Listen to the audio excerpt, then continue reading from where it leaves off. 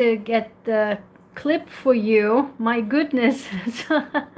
All my technology. So bring me to 10,000 subscribers so I can actually have the great equipment, so I can bring you much faster, much more videos. Oh my goodness, it took literally 30 minutes to get just a goddamn 15 minutes clip. So subscribe if you haven't already, and I hope you are all doing well. So let's talk about that clip, right, that I could watch over and over and over again. That powerful cross-examination by Cappleman, Georgia Cappleman, in the Donna Adelson trial, day 8, where she cross-examined Linda, who is, nobody knows that she is an expert witness. She claimed that she is an expert witness, but she acted as a total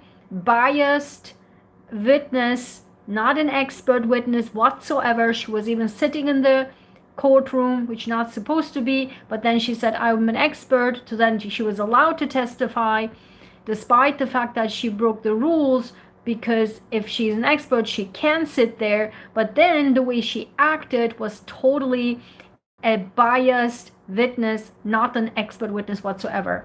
And when she was examined by the defense attorney, I believe everyone in the room was like, what is this, right?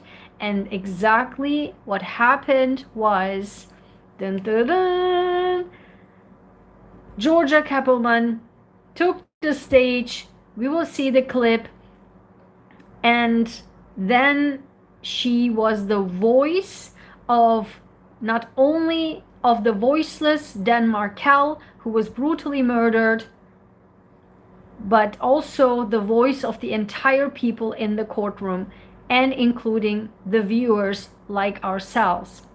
But in this video, after I show you the clip, I will make the connection between Georgia's body language and Georgia's the whole attitude she had with my defense for cancer patients' voices worldwide, and for the advocacy that I did the entire during the COVID time for protein-based vaccines for millions of Americans who could not get and did not want to get the mRNA vaccines because of their rare genetic disorders, because of their conditions, or also because they didn't want to, frankly. So I fought for 1.5 years really robustly for people who actually couldn't get, millions of Americans who couldn't get the mRNA COVID vaccine.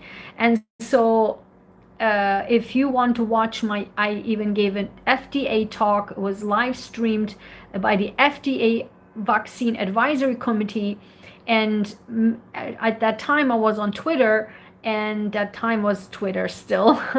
And out of like overnight I became like the star and the advocate, and had so many followers. I hope they are still here. I'm not so sure anymore, but I quit at a long time ago because I could foresee Elon Musk, what he was doing, so I quit before he took over. In any case, at that time, people know that I am an advocate, an avid advocate, since I mean age of 12. Okay, so I'm an actually activist of that, but obviously as my job of with cancer patients, as a cancer scientist for 25 years, and for the last 12 years founding and running our global cancer organization, the way defending the voices of cancer patients in the United Nations is exactly, which I show you how Georgia Cappleman was acting and talking. So I will show you that clip, and I want you to see it from the eyes of not this trial, but from the eyes of advocacy. Okay, so please see that clip as an eyes of an advocate or in eyes of an advocacy, and so then we will discuss after that. Okay, so what I'm going to do is my great technical stuff here, I'm going to flip this over, and then oh god, okay, yeah, so we will watch this, okay, together. View the documents I was given and to opine about whether this was truly a highly contentious custody case, essentially. And why would your opinion about whether it was a highly contentious custody case matter? Well, that's for somebody else to decide. I mean, I've done 2,000 cases, or just give or take 100 on each side, and I think I have a pretty good judge of where this falls as far as contentiousness. Sure, but you're... So I want you to watch the body language of Georgia, okay? The body language of Georgia. Divorces, right? Sure. The parties only have experience with one divorce, right? I don't know how many they have experience with. So isn't sure. the contentiousness in the eye of the beholder, in the sense that to you it might not seem like a big deal, but to the parties it might be the most important thing in the whole wide world. Do you agree with that? Do you agree with that? So then she's like, does a big sigh. Look. She does a big sigh there. Like, look. A big sigh. Do you agree that a case, as a lawyer, might be routine, whereas to the parties it's the most important thing in the world? To some degree. The eyes. Look at the eyes. Look at the eyes. Always look at the eyes. In particular, of the lawyers in our community of the family law bar, is extremely measured and calm. And I find that when I litigate against her, we reach resolutions, that people stay measured and calm, and we get things done.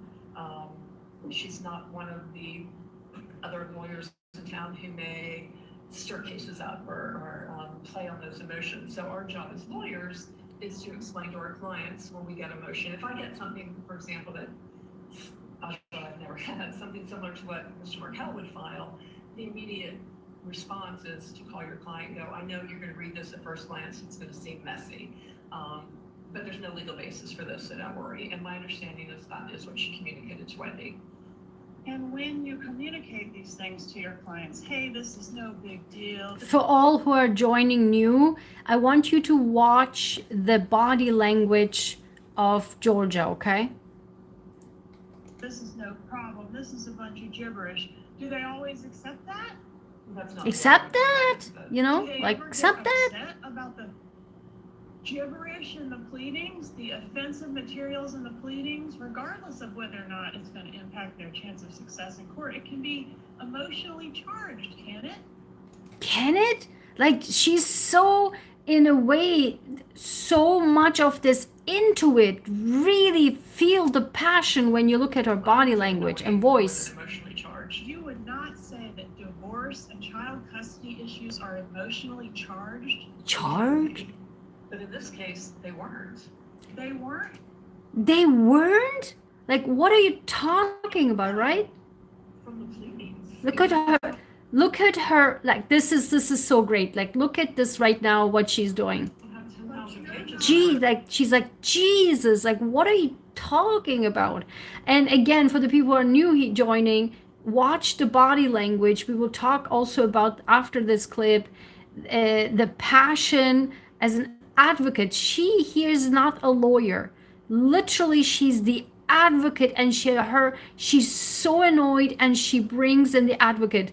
Georgia has lived with this too long to believe what she's hearing. Yeah, she absolutely, she is also like very much into really getting justice for Dan Markel. I think she's so annoyed at this point, and she's like, what are you talking about, right? I mean, you're not in the mind of the people whose lives are impacted by these pleadings. It's not exactly. Okay, this is where this sentence is exactly where afterwards we will talk about the advocacy that I will be talking about in this video, about advocacy for cancer patients that I advocate for, their voices against the administrations of the broken healthcare system, one size fits all, and everyone should be in the same boat. And exactly like how I say the exact same thing.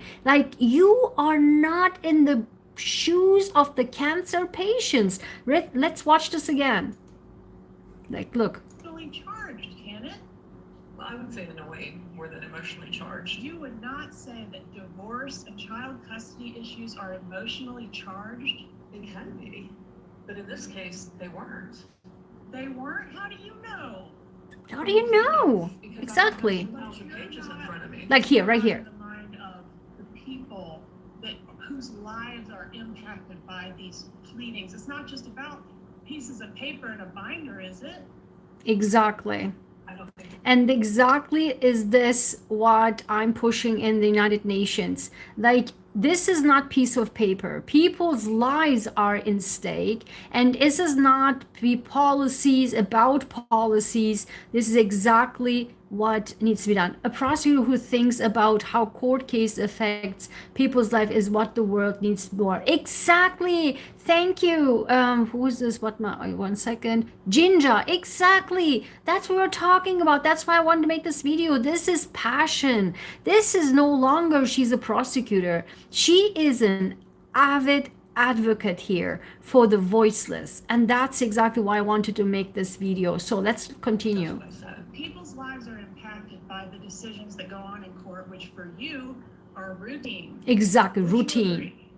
Right. Exactly. In Routine. this instance, Like they managers. reached agreement on all issues, so they had complete control of what was coming out of the court. Ma'am, could you please answer my question? Like, ma'am, shut up.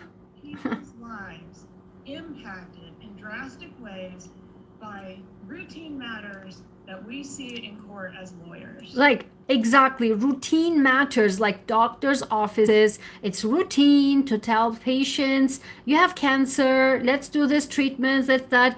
Well, nobody cares about the emotions and the impact. People's lives change after divorce, certainly. Look at the eyes. Look at the eyes. You think I've got a Look bag at of the silly eyes. garbage? Oh, I'm sorry. Yeah, I have to skip.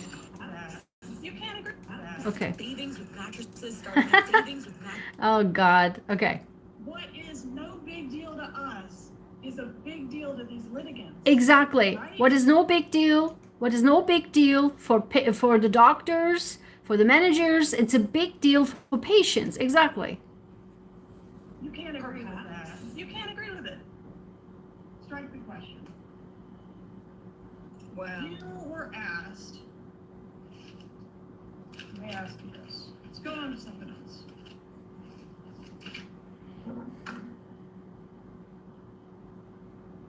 Like, she couldn't Have you ever believe had it. People get murdered or commit suicide based on the issues that are going on in your family law litigation. Okay, this part is so important based on the entitlement of this woman. a Middle Eastern person committed suicide just because there was a divorce, and that was shameful.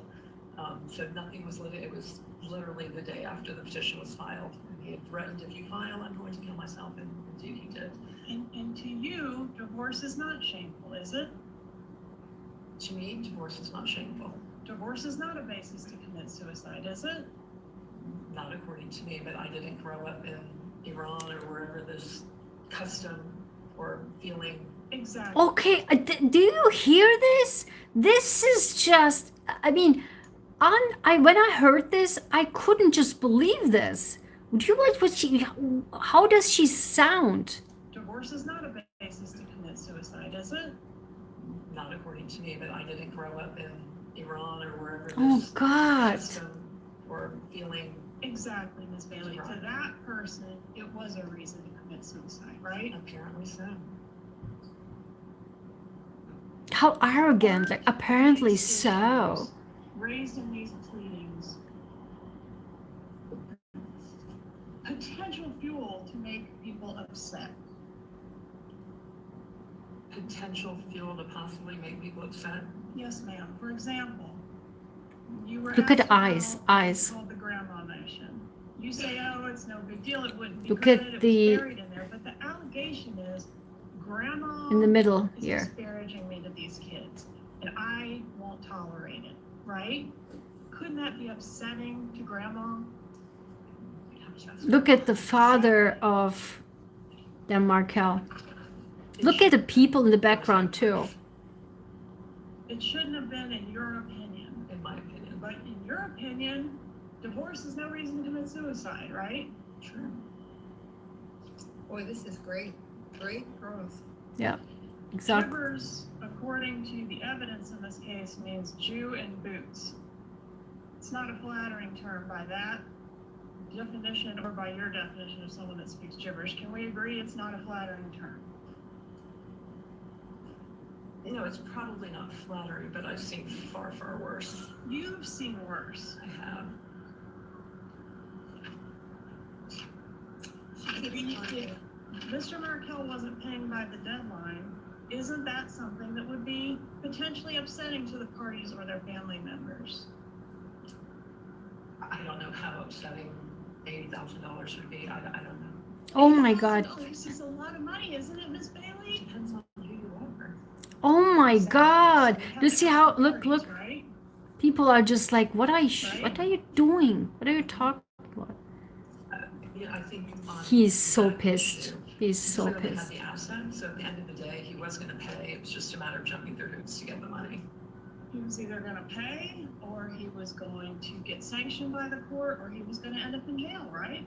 I don't see any possibility he was going to end up in jail. But Well, you sat in the courtroom during Ms. Adamson's testimony, I did. didn't you? And Ms. Adamson said that that was one alternative, an extreme alternative, obviously, but that's what contempt means, right? Ultimately.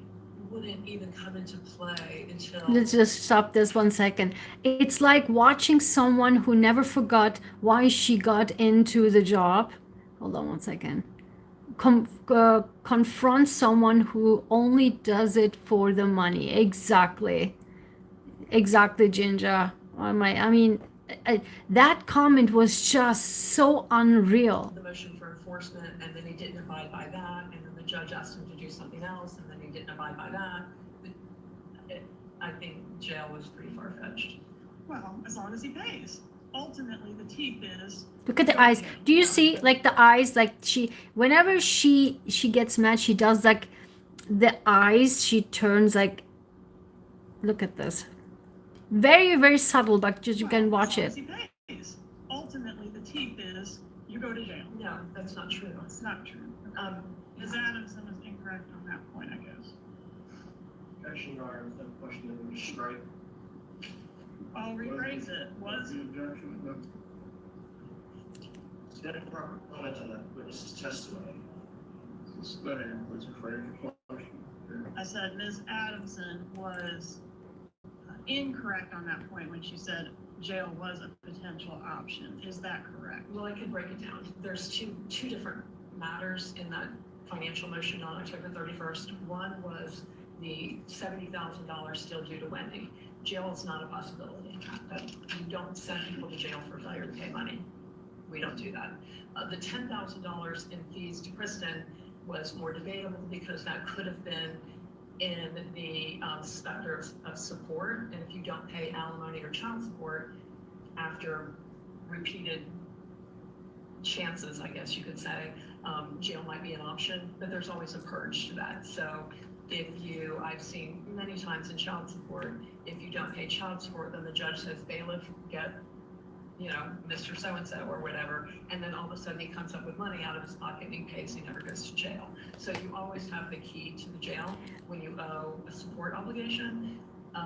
So technically, if you wanted to go to jail rather than... Okay, watch this. So she is going on with technical stuff and she thinks she, as an expert, is on top of the game. And watch how Georgia literally crossed her on this. The $10,000, eventually there may have been a hearing where that happened. I've seen one person in my career go to jail over child support. So was it enough? They pay because they don't want to go to jail. If there was no jail and no consequences, they would never pay. right? Some people would. And that's just support. There's no jail consequence to the $70,000 to Wendy. It was only the $10,000. Just 1 second. I want to tell you about something about Donna. If you followed today, Donna was given, actually forced to decide in 5 minutes whether or not she will testify. And then they thought they could just extend that a little bit, but then the judge forced her to make the decision. So they had a consultation for 5 minutes, and you could tell from Donna's face she was not happy that most likely her lawyers decided that she should not testify.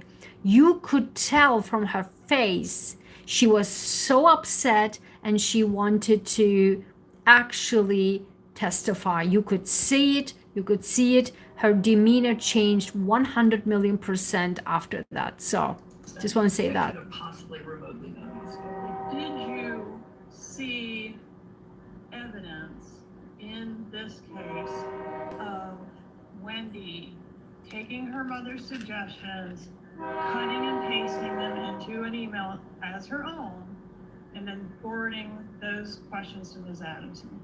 No, I didn't see any. And did you see in your review of evidence in this case, Ms. Adamson responding to those questions and Wendy then forwarding those answers to her mother? I don't recall that. I don't recall seeing that. Did you review the communications from The eyes again. Do you see the eyes? email and text messages that suggest that she was in fact extremely disappointed and upset about the outcome of the relocation motion? I did, in probably the 5 days after the relocation, which was, say, 4 weeks before the ultimate settlement in July. Let's stop and read the comment. Hold on. Georgia knows where Donna's buttons are, and Donna doesn't have the, hold on, self-control to keep from letting her push those buttons. Georgia would get Donna to show her colors on cross. Exactly. You got it, Ginger. There were a flurry of emails where she was obviously upset. Did you review Mrs. Adelson's communications after July 31st that suggest she's consistently still upset about this? I wasn't provided. So you were, I'm sorry, finish your answer. You weren't provided any? I wasn't provided after the flurry, right after the relocation, before the final judgment was entered in July of 2013. After July 2013, I don't recall seeing any emails from Ms. Adelson, Ms. Donna Adelson, about relocation. Did you see any emails from her at all post-settlement? Not until maybe December. It was a while, October maybe. Okay. Several months.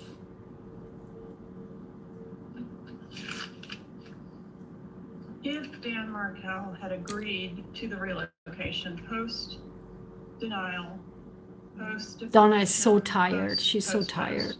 It could still happen, right? I mean, if he agrees, it could happen.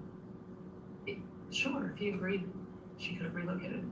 All right, and if he was murdered, it could happen, right? Oh, sorry. Obviously. Do you see here?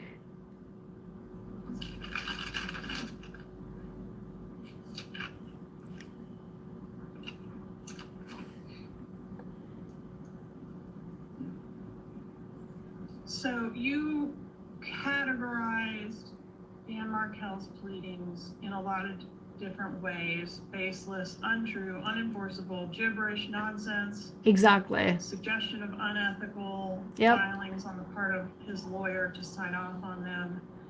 Are you saying, I think what you're saying is that those things wouldn't amount to much in court because there's not really effective filings. Is that what you're saying? What I'm saying is his motions post July 31st were not based in the law, and I don't think that allegations about accounts he knew of not being on an early filed financial affidavit would amount to fraud, and it certainly would excuse him not paying what he was supposed to pay under the terms of the court order. And the motion in March 26th related to parenting, he was trying to enforce things that weren't in the marital settlement agreement. There was no court order to make her do the things he wanted her to do. So there's no basis for the court to have granted his motion. Right, so they weren't going to be successful. It's your opinion they weren't going to be successful. Yes, that's my opinion. But would you agree Watch this. that the things he was putting in there are inflammatory? I would agree that they were inflammatory. And they potentially could make the parties or their relatives upset to read those pleadings and those inflammatory accusations. Sure, nobody wants to read those allegations, true or not, about themselves in a public record. You were shown a bunch of binders on a case. That case has nothing to do with this case, right? No, it was a relocation case. Right, and that case, was anybody murdered in that case? No. Okay, so if somebody had been murdered in that case, Watch there this. might have been a lot less paper, right? Case would have been shorter if somebody gotten murdered, wouldn't it, Miss Bailey? Oh my God. Watch. If there wasn't a party, the case would have ended. And if our case, we hadn't had a murder, we might have a lot more paper in our case. Oh wouldn't my we? God. No, because the divorce was over in July. Divorce was over in July, but they kept filing papers, didn't they? Exactly. Well, and the case was set for hearing. Watch, March this 15th. is so May brilliant. 15, 2014. So the motion that Ms. Adamson filed in October, and the motion that Mr. Markel filed in February, and then the motion he filed in March, were all set for hearing May 15th. And then Mr. Markel amped it up again, and on May 5th, he filed the motion that accused Kristen of fraud. So she had to withdraw, so they had to move that motion. So had that not been filed, they would have had a resolution on May 15th. We don't know that. See, How exactly. did it go on May 15th? Could have gotten continued for any zillion different reasons. Yep. couldn't it? Yep. It was set for May 15th, and it was noticed for May 15th. Watch this. So But brilliant. at the time of Dan Markel's murder, litigation was still ongoing in this case. Yeah. Yes? Yes. And even after that was resolved, there would be nothing stopping them from having a bunch of other time sharing issues or whatever come up, and they might have ended up with reams of paper, right?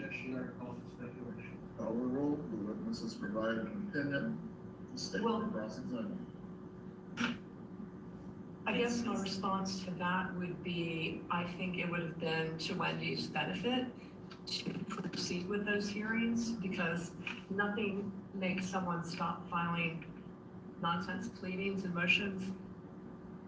Nonsense. Having them ordered to pay the other side's attorney's fees. So had they gone to the hearing on May 15th, and had Wendy have been successful, he would have very likely had to pay Wendy's attorney's fees. And I really encourage my clients in these situations to take it to hearing. So once the other side gets kind of slapped down, if you will, by the court and made to pay your fees, then they tend to back off. But So that hadn't happened yet, it had not happened yet. and we'll never know when that was going to happen. because Exactly. We never got to that point, right? Yep. Clearly. Because he was murdered. Exactly. May I have a moment to confer, Judge? There you go. There you go. Okay. That was unbelievable. Okay. So let me just put this back here. Hold on 1 second. Sorry about this. Yep. So let's discuss. All right. So, Ginger, you did a lot of great comments. And the reason why I wanted to show this, not only from the body language side, and you can see maybe it was so subtle, like, you know, the eyes actually like very subtle, because that also shows a little bit of anger, but also very controlled. Okay, like what? Like inside she would say what, and then she controls. Very, very subtle, but you can still see it that she's, you know, angry a little bit. But what I want to also talk about the body language of Georgia, and also how ask you to watch this. Of course, you can watch this a million times in other court, whatever trial videos, YouTube videos, but I wanted to particularly make this video about advocacy and how when we analyze Georgia's body language as an advocate, and really Jinja also mentioned in the comments, right? You could see it, Jinja, right? Like it's absolutely like a passionate advocacy. In this case, she is the advocate, as I said in the title, for the voiceless, of whom? The brutally murdered Dan Markel. Because why? She was so passionate and so angry. She was angry. You could say she's like this and this and that, and like, what are you talking about? I've never seen, I watched so many lawyers, I've never seen a lawyer this with that body language and actually saying like, and I could see myself in her, because I'm literally, when I talk with these managers on healthcare and blah, like what are you talking about? You're not even in the shoes of these people, right? That we are advocating for.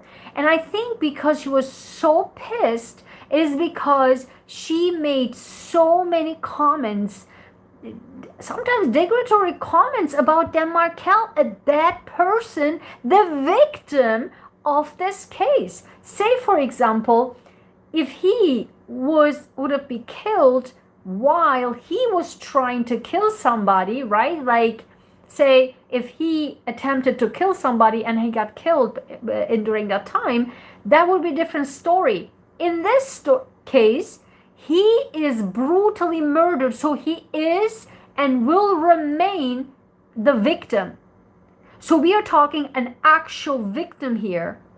And in fact, not only the victim who is dead, the victim who has no voice. And to go after a victim who has no voice anymore because he's dead, brutally murdered, then, and to say these words of baseless claims, that really pissed and ticked Georgia off.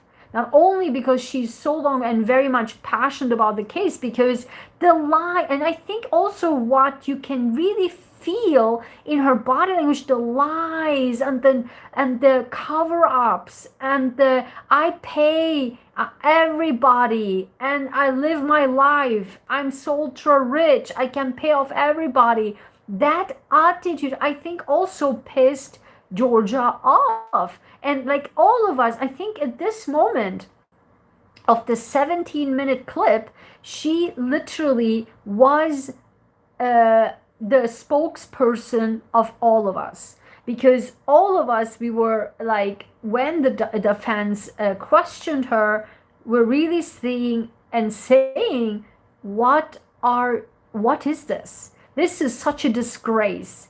And she comes across as this expert, but nevertheless, she acts as a very full-blown, partial witness, not an expert witness. So when we see the body language and the passion, and I want to come and say about exactly how I sell myself, and that's why I wanted to make this video in Georgia's body language, because I really do hope if that you are passionate about anything in life, right?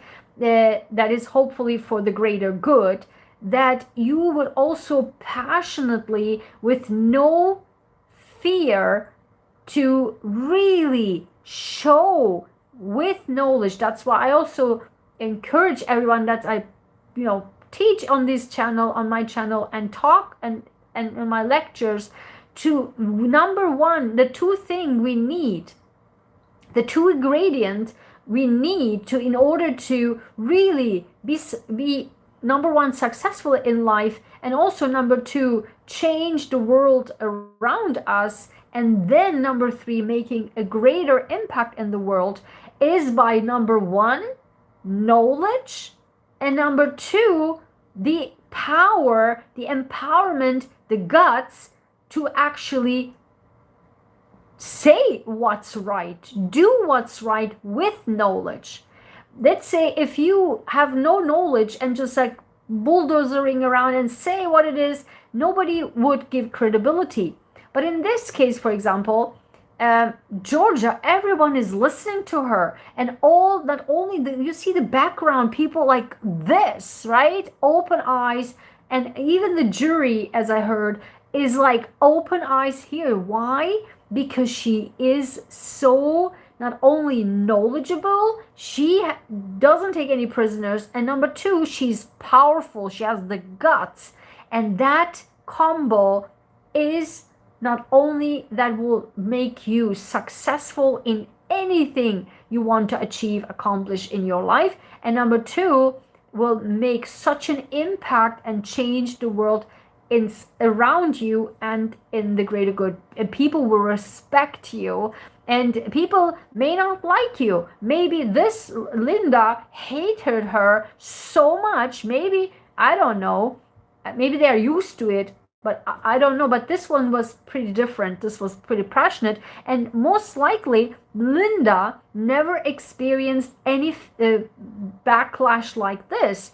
Clearly you can see, I guess she was never challenged or something in life. I'm not sure, but her attitude just looks like that.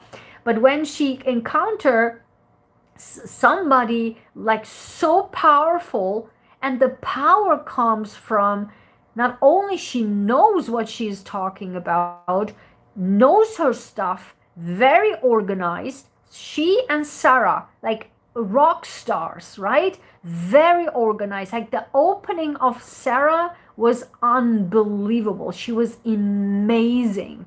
And so she had like the structure, the order. You can see from every aspect of these two women, like Sarah and Georgia, that they are very organized, very knowledgeable, know exactly what they're doing, and have the guts to go about it. Look at that combo. That's why I teach in my Sunday lives at 10 a.m. and Eastern every week, every Sunday, focusing on the week, be empowered for the week, every single week. 4 years I do that because of this. So can you imagine? Jin just said also in the comments that, we need more people in the courtroom like this. Not just in the courtroom. We need more people like this, period. In all aspects. Imagine if we had more Georgias, more Sarahs, right? Like this in the world. And, that we advocate for the people who doesn't have the voice. As I said in the beginning, I don't know if you joined later, but as I said in the beginning, for me, how I was the advocate for millions of Americans who couldn't get the mRNA vaccine, who didn't want to get an mRNA vaccine. I was one of those, and I fought for 1.5 years to get the protein-based vaccine approved. I have the whole shebang on my YouTube channel where I step by step talked all about this. And so in the same thing with cancer patients, right? Every single thing. Take this out and put this into healthcare. I want you to watch this one more time and take everything out and put this plug out and plug in healthcare. This is the same thing, exactly the same thing. The question and the answers identical that I experience every single day with physicians, with the healthcare system, with people, with even family members of cancer patients. Like, you are not in the boat of these people. Say during COVID time, and that I gave the speech in the United Nations and will also give this month at the United Nations this speech.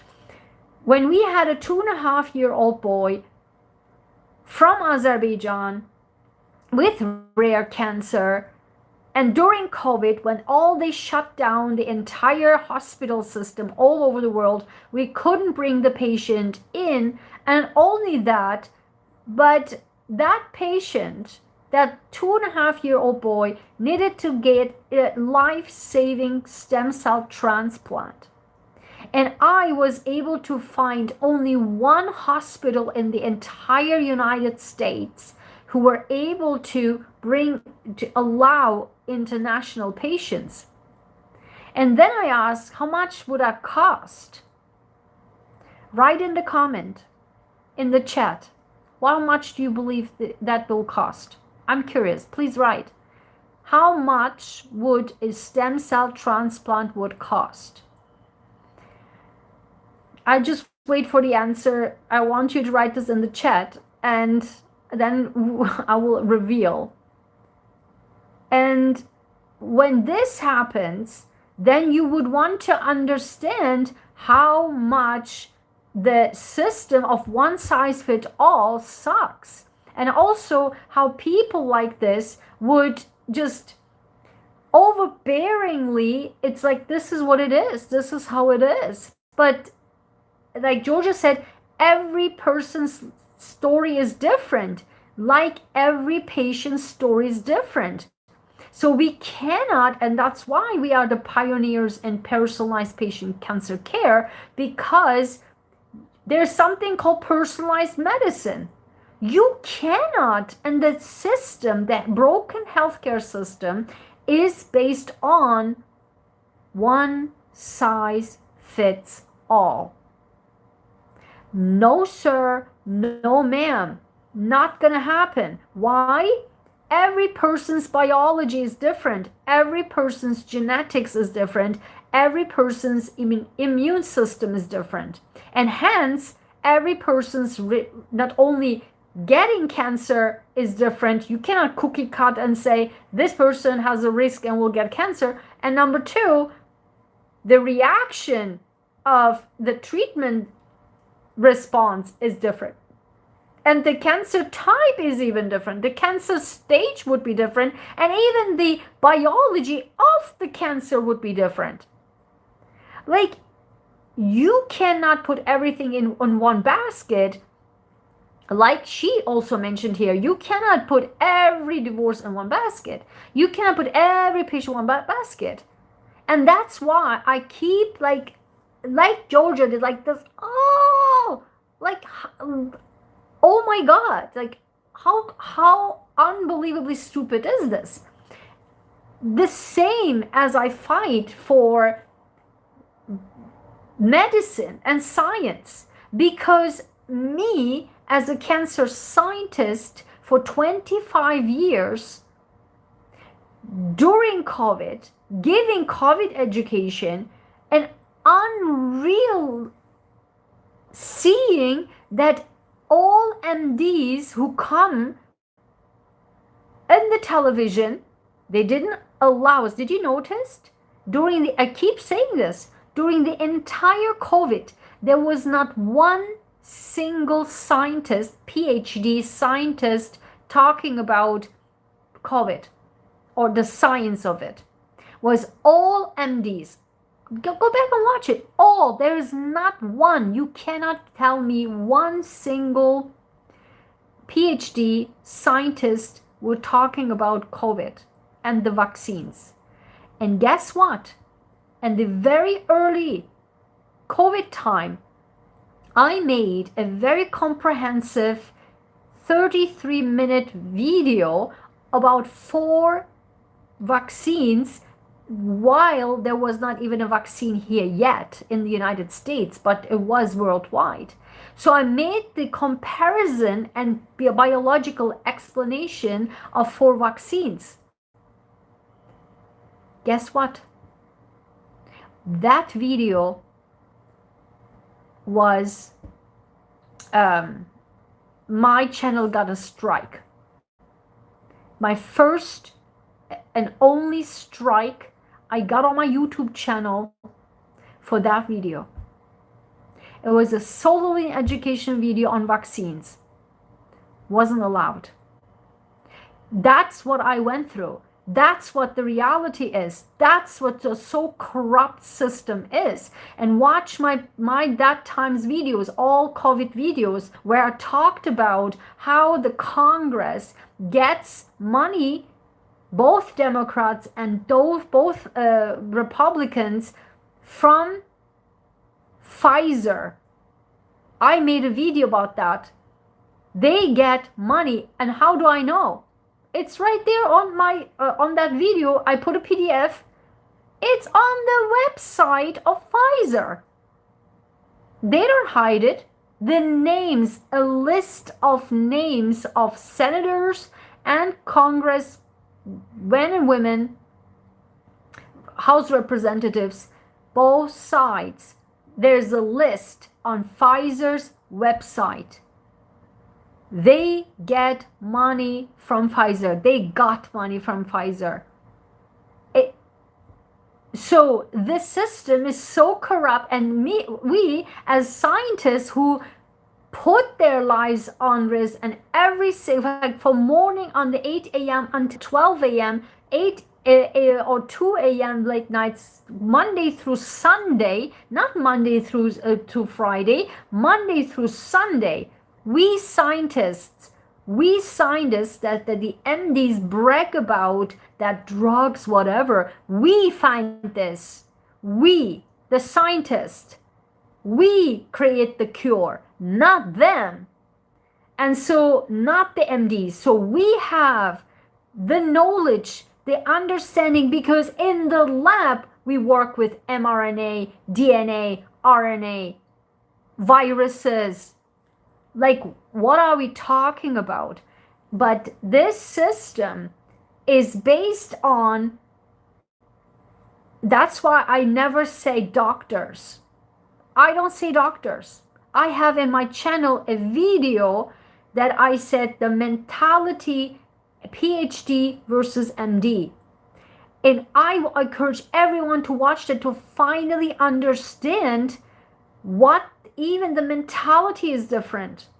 And so the education and the training is different. So that's why I always say physician. I never say doctor, because I'm a doctor. Why in the medical system, PhDs are not allowed to say doctor? Chiropractors call themselves doctors. Chiropractors, PhDs who are actually creating cancer cure, PhD who develop medical treatment, are not allowed to call themselves doctors. That's a joke, right? And this is exactly the corrupt system of the healthcare system. And that kills patients. That kills cancer patients when we talk about cancer patients that I work with. And that's my topic. Right? So we need to have people that advocate, to be knowledgeable and to be empowered, so that we can be the advocate for people. And in this case, again, the entire body language and the entire passion of Georgia is exactly how really passionate people, advocates, are rooting for whoever they serve. And I do hope that this will serve as an example video of how we advocates are really, despite everybody else, are really going after and really supporting the voices that we are supporting, or talking for the voices we are supporting. So yes, Georgia has all the power. She's a prosecutor, but people like us, right? I encourage you, that's why I encourage you, with knowledge and combined with the power, empowered yourself, we can and achieve a lot of things in life, not only for ourselves, our goals and dreams, but also for people that doesn't have voices. You can be a paralegal, you can be a nurse, you can be a scientist, you can be anybody without even any degree of anything. If you educate yourself and you know what you're talking about, combine this with power, with empowerment, having the guts to say how it is, say what it is, that's all you need. And then the next video I'm going to also talk about, as I mentioned before, the influencers, how I predicted that guy 6 years ago in 2019, and I knew there was something off with this guy. I knew there was something fishy, and I tried to make people aware. I even commented a million times to that person itself. Of course, this is YouTube, this is social media. Once you are in the mainstream, doesn't matter what kind of mainstream, it's mainstream, and make people rich while not focusing on yourself, that's exactly what it is. Always follow the money. Always, the money smells from miles away. When money is away, I keep saying this, fake everything, right? I talk about fake spiritual gurus, fake tarot readers, fake astrologers, fake psychologists, fake, now I even now heard fake lawyers from our Attorney General's office this week, last week in the webinar when we had when the Attorney General and her office in our state actually talked to us, nonprofit leaders in the state. And so I learned from that AG's office that now apparently they are fake immigrant lawyers. You cannot make this stuff up. Where is the truth, honesty, integrity? What is this? When we have fake everything, fake YouTubers, right? Fake pro-democrats, fake, I don't know, progressives, right? Like the AOC, whatever, Bernie Sanders, all fake, right? I keep talking about AOC since day one, Elon Musk since day one, all their dirt come out now. And if you want to know about all of these, my predictions, way years in advance, then you're welcome here. Subscribe and get excited, because I don't shut my mouth. I say what it is, but people poo-poo and say, oh, no. Everything I say is happening. So either you want to be in the boat with me, with us, with our community, or watch the news and get surprised. It's up to you. So you're welcome here. So subscribe and let's talk about that fake demfluencer, the fake progressive YouTuber who makes millions for the last 6 years. Unreal. Thank you so much for being here, guys. Let me know in the comments your thoughts. And the answer of the question was, how much was this stem cell transplant? $1 million. And that little boy died. Take care.